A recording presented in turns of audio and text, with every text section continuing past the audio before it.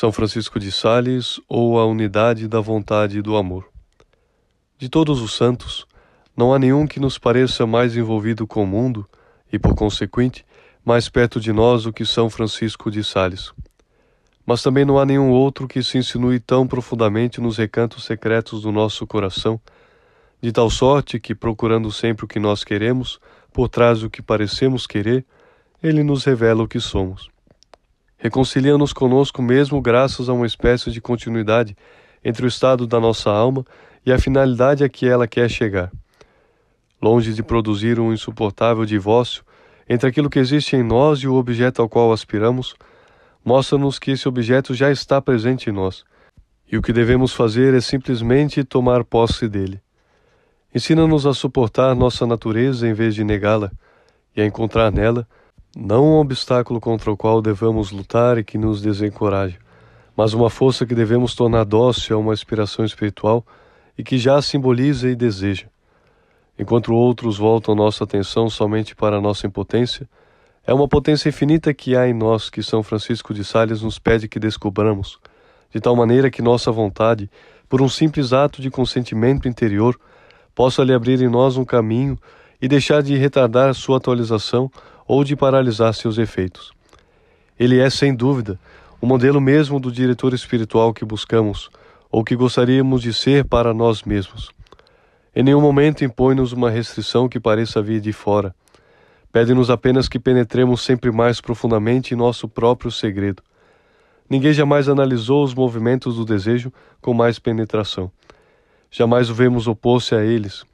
Parece, ao contrário, desposá-los.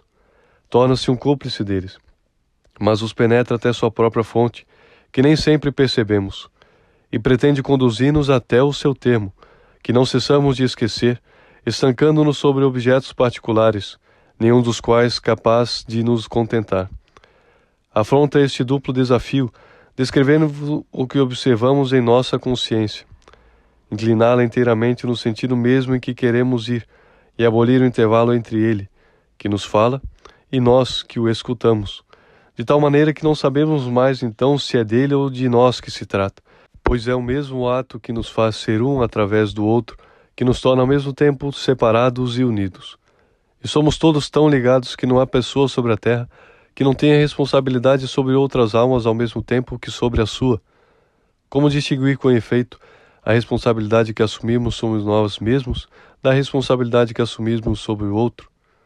Desde que duas consciências estão presentes uma à outra, temos que reconhecer com esse grande santo que é uma mesma coisa para cada uma delas ensinar e aprender.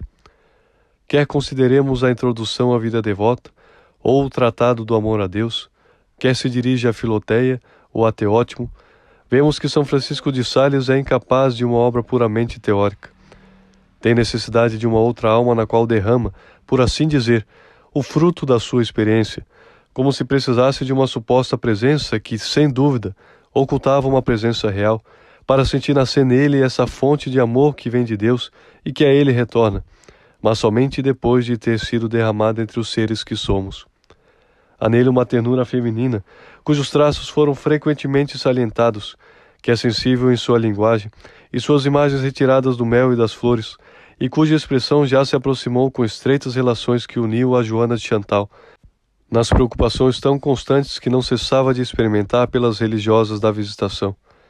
É que há, sem dúvida, em todas as formas do amor, um triplo caráter de doçura, ardor e abandono, dos quais a mulher é ao mesmo tempo o veículo e o modelo. Maria, Mãe de Deus, é inseparável do amor cristão, e perante Deus, a alma é amante e amada, como era Maria perante o seu Filho. Entretanto, seria um grave erro pensar que o amor, em São Francisco de Sales, reduza-se a um puro movimento da sensibilidade, ao qual bastaria ceder numa espécie de silêncio de todas as potências interiores. Jamais se viu, sem nenhuma dúvida, semelhante aliança entre firmeza e doçura.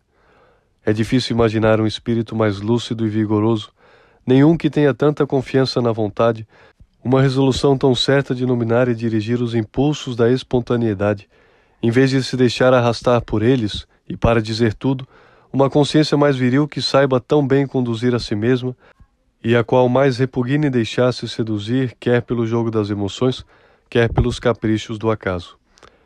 E esse homem quase terra a terra pelo cuidado que tem em considerar sempre as relações reais das consciências entre si, e em cada consciência a situação em que está envolvida, a capacidade que lhe foi dada e a vocação que é propriamente sua. Não quer conhecer, porém, de todas as formas de amor, senão aquela que nos leva a Deus, de tal sorte que tudo aquilo que é humano é para ele como se não fosse nada, e só recebesse sentido e valor na medida em que exprime e realiza ao mesmo tempo o amor que Deus tem pela criatura. Pois a própria criação não é mais do que um ato de amor, e o amor que a criatura não cessa de lhe dedicar só faz encontrar o amor mesmo que Deus tem por ela.